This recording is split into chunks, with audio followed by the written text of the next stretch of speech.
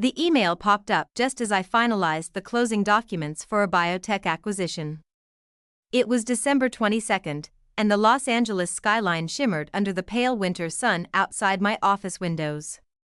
Sienna, sweetie, about Christmas this year with your brother Noah bringing his new fiancée. She's a film producer, you know. We thought it might be better if you skipped it this time. You understand, right? Love, Mom. I stared at the message, then let out a soft laugh. Tight, dry, resigned. 12 years and nothing ever changed. Even after all I'd built, I was still the family's odd piece that didn't fit. What Mom didn't know was that the freelance consultant they'd brushed off was now Sienna Brooks, CEO of Crest Point Advisors. The firm quietly shaping billion-dollar deals across Asia, Europe, and North America. My assistant, Kelly, buzzed through the intercom. The board from Avionics Gen is waiting on the video call. Thanks, Kelly, I said, smoothing the crisp sleeves of my charcoal suit jacket. My family still believed I bought my clothes on clearance racks. I let them think so. 12 years ago, I'd stormed out of our Sacramento ranch house after refusing a junior executive role at Brooks & Sons Capital. You're making a huge mistake. My father had thundered. You think you're smarter than all of us. Noah, leaning back in his chair, arms folded, had smirked. Let her go try. She'll be back. I never returned. I had come to Los Angeles with nothing but an old laptop and an idea. From scratch, I built Crest Point into a force few even knew existed. Now, Crest Point quietly held stakes in half the enterprises my family's firm dealt with. A knock interrupted my thoughts. Miss Brooks. Callie came in holding a sleek folder. Here's the contract from Brooks & Sons Capital. They're ready for your signature. I smiled. So, they'd come knocking after all. I picked up my pen, paused, and set it down. Actually, Kelly, cancel it. Merry Christmas. The words tasted sweeter than champagne. Brooks & Sons Capital, my father's empire, had been desperate for an alliance with Crest Point. They still didn't know the firm belonged to the daughter they'd cast aside. My phone buzzed with a new email. Noah, Tiana, Mom told me about Christmas. Don't overthink it. You know how she is. Plus, Jasmine's career is very public. It's just simpler this way. Maybe once you're established, things can go back to normal. Once I'm established, I echoed silently, staring at the seven-figure deal stacked in the folder on my desk. This partnership would open Brooks & Sons international operations, a lifeline they desperately needed. I'd seen the reports how my father had been bragging to investors about this very deal. All it required now was one thing, my signature. Callie returned, holding an iPad. Your father's on Zoom. He wants to confirm tomorrow's contract ceremony. I nodded and tapped the screen to connect. Sienna Brooks speaking. I said, voice cool and professional. In business, I always used my mother's maiden name to stay invisible. Hey, everything. My father boomed. His tone overly cheerful. A sharp contrast to the man who once declared my startup a waste of time and talent. Just checking. We're all set for tomorrow, right? This deal means everything for our future. I thought of the Christmas dinners I wasn't invited to, of Noah's smug emails, of years spent invisible in my own family. Actually, Mr. Brooks, I said evenly. I've been reviewing the terms. I have some concerns. Concerns? His voice hitched. But everything was approved. Things change, I replied calmly. We should discuss it in person. Bring the whole family to the ceremony. Brooks & Sons is a family company, right? Of course, he stammered. My wife, Noah Jasmine. All your children, Mr. Brooks, I said, my tone sharp as glass. A pause, then a quiet, well, Sienna's not really involved. All your children, I repeated. He exhaled. Understood. Good, I said, and ended the call. Tomorrow would be a reckoning. Once the Zoom screen disappeared, I leaned back in my chair, gazing out over the glittering Los Angeles skyline. Tomorrow, my family would march into Crest Point's headquarters, expecting to meet a powerful but anonymous CEO. Instead, they'd come face to face with the daughter they dismissed and ignored. Callie appeared in the doorway again. Should I prepare the executive conference room for tomorrow? I nodded, running my fingers along the embossed contract. Yes, and Callie, make sure the photographers are ready. I want every single reaction captured. That night, I stayed late, perfecting every detail. This wasn't merely a contract signing. It was the moment everything changed. My family always cared about appearances, but today they'd see what real power looked like. And Christmas, it would never look the same again. By 6 o'clock, I was already in my office. The 52nd floor conference room sparkled. Fresh white orchids lined the polished walnut table. Floor-to-ceiling windows framed the Los Angeles skyline, glowing gold in the dawn light. Callie entered, calm as ever. Your family's here. Should I bring them up? I checked my reflection in the glass. Gone were the soft sweaters and quiet flats they remembered. Today, I wore a tailored charcoal Armani suit, sharp Louis Vuitton heels, and my grandmother's vintage Cartier watch. The last gift from the woman who always believed in me. Let them wait, I said, adjusting my jacket. I'll make an entrance. 20 minutes later, I stood in my private elevator, watching the numbers rise. My phone buzzed. A message from my mother. Tiana, where are you? Your father says this meeting is crucial. Don't embarrass us. I smiled and slipped the phone into my pocket. Through the glass walls of the conference room, I could see them.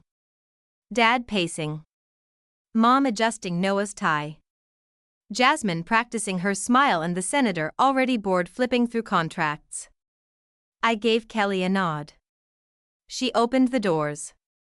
Ladies and gentlemen, she announced Miss Sienna Brooks, CEO of Crest Point Advisors. The room went still. Electric tension hummed. As I stepped in, my heels clicked sharply on the marble floor. My mother's champagne glass slipped from her fingers, shattering across the table. My father's face drained of color, anger turning into shock. But it was Noah's silence I'd remember. The arrogance wiped away. Good morning, everyone, I said, settling into the chair at the head of the table. Shall we begin? This is ridiculous, my father blurred. You're a freelance consultant. Am I? I lifted a black folder. Because these documents say I'm the CEO of the firm you've been chasing, Crest Point Advisors. The senator leaned forward, suddenly alert. I'm sorry, he said, frowning. What's going on? I turned to Jasmine with a polite smile. Oh, I'd have been introduced at Christmas dinner. Funny, I wasn't invited. Something about appearances. My mother opened her mouth. Tiana, sweetheart, this is a misunderstanding. Is it? I cut in voice cold. I tapped a button. The screen lit up. Let's review. If you're ready to see how my family reacts when the truth lights up that screen, make sure to subscribe so you don't miss the next chapter of my story. Here's your message. Mom, telling me to skip Christmas. Here's Noah claiming my career was just luck. And here I tapped the screen again. Is Dad begging for this deal, completely unaware he's been negotiating with his own daughter? The room fell silent. Callie moved quietly between chairs, placing fresh copies of the contracts in front of each guest. Dad flipped through his panic creeping in. These aren't the same terms. They're different. I confirmed, I said. I've made revisions. I've had 12 years to decide how I wanted today to unfold. Jasmine leaned forward. You can't do this. Brooks & Sons has plans, investors, expansions. Like the plans I had when I launched my firm alone. I cut in voice steady. When I was dismissed at every holiday dinner, that was different, my mother whispered. We were protecting you from failure. No, I said, rising. You weren't protecting me. You were protecting your social status. I motioned to the city skyline, blazing beyond the glass. Congratulations. Today, the world learns who the Brooks family really is. I stood straighter, adjusting the cuff of my blazer. The partnership is off, I declared. Cool and final. Crest Point will acquire Avionics Gen directly. And as Dad realized that blocks Brooks and Sons from Europe's market, my father slumped into his chair, the truth finally settling in. Without Crest Point's partnership, without capital for expansion, Brooks and Sons would remain a fading regional firm propped up by appearances alone. You can't do this, he murmured. We're family. I paused at the doorway, then slowly turned back. Family? That's funny. Yesterday, you told me I wasn't successful enough to be family. I tilted my head, finding thought. I wonder, will I finally be invited to Christmas dinner now? And with that, I left. Silence fell behind me. Through the glass, I glimpsed my mother blotting tears, Dad staring at shredded contracts, and Noah, usually so confident, sitting slack-jawed. Callie fell in beside me. That was intense. Are you okay? I glanced at my phone. Another message blinked from Mom. Sienna, please come for Christmas. We need to fix this. I smiled faintly. Cancel Christmas dinner, I said. I've got better plans. I didn't respond. Crest Point completed the Avionics Gen acquisition while Brooks & Son stock began a slow, painful slide. The business headlines weren't gentle. Brooks & Sons reels from failed merger. Family-run firm loses ground. Crest Point leads new AI supply chain expansion. A week later, I sat in my office reviewing fresh acquisition proposals when Callie appeared again. Your brother's here, she said softly. Third time this week, but he's alone. I pulled up the security feed. Noah stood in the lobby, shoulders slumped. This time, he wasn't wearing his usual polished grin. His tie hung loose. His eyes looked bruised from exhaustion. Something was different. He seemed defeated. Send him up, I told Callie after a pause. Noah stepped into my office slowly, taking in the space he'd never imagined his little sister ruling. The panoramic skyline behind me, modern art on the walls, the calm authority woven into every detail. Nice office, he murmured, voice low, bigger than mine ever was at Brooks & Sons, though I guess that doesn't mean much anymore. What do you want, Noah? I asked. He dropped into the chair across from me. For once, he didn't try to impress me. Jasmine called off the engagement. I lifted an eyebrow. Really? The perfect power couple couldn't handle a few headlines. She said she can't be tied to a sinking ship. He gave a thin, bitter laugh. Said, I don't fit her image anymore. The irony sat heavy between us.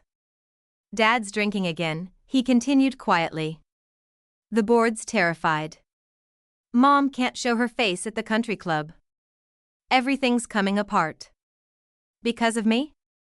I asked, my voice even. No, he admitted, shaking his head. Because we built everything on appearances, just like my relationship. I nodded once. You all treated success like it had one look, and I never fit it. I deserved that, he whispered. You deserved a lot more, I said, my voice turning still. Do you know what it felt like watching you all celebrate each other while acting like I didn't exist? Mom threw parties for every one of your promotions. She never even remembered what I did. We thought you were struggling. You never asked. I shot back, rising to my feet. Not once. In 12 years, none of you ever asked about my company, my team, my vision. You were too busy dismissing me to see I'd surpassed you all. His silence told me everything. Then, for the first time, real tears, not performative ones, welled in his eyes. I was awful to you. Yeah. Can you, Penny, ever forgive me? Noah asked, voice shaking. I met his gaze steadily. Forgiveness isn't the issue, Noah. Trust is, and that's something you'll have to earn. Suddenly, the doors burst open. My parents strode in, ignoring Callie's protests. Sienna, my father snapped, though the thunder in his voice was gone. This has gone far enough. You've made your point. Oh, I replied calmly. And what point would that be? That you're successful, my mother said, breathless. That we were wrong, and we see you now, sweetheart. So please, she pleaded, stop punishing us. I let out a cold, humorless laugh. You think this is about revenge or proving I made it? I stood and walked over to the floor-to-ceiling windows, staring out at the glowing Los Angeles skyline.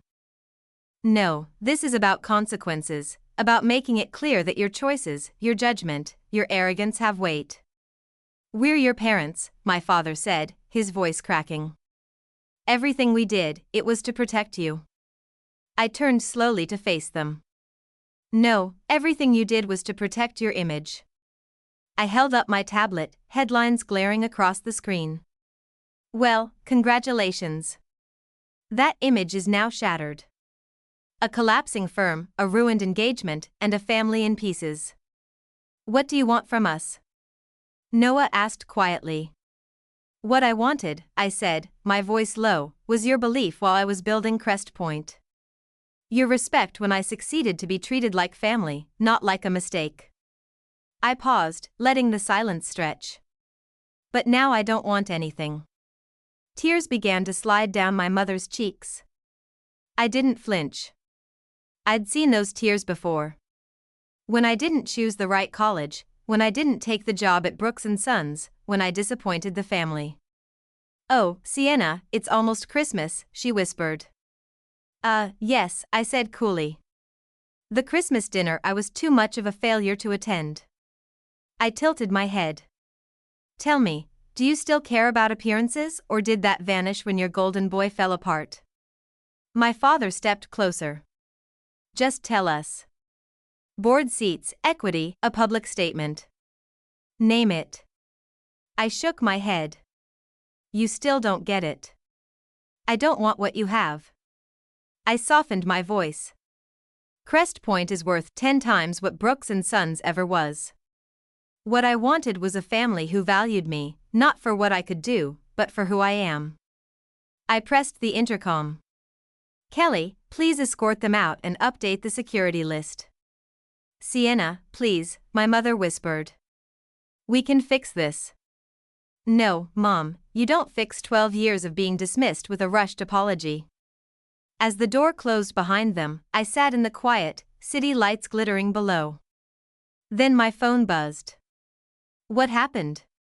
Your grandmother would be proud. Christmas dinners at my place this year, Margaret. I smiled. For real this time, this year I'd spend Christmas where I truly belonged.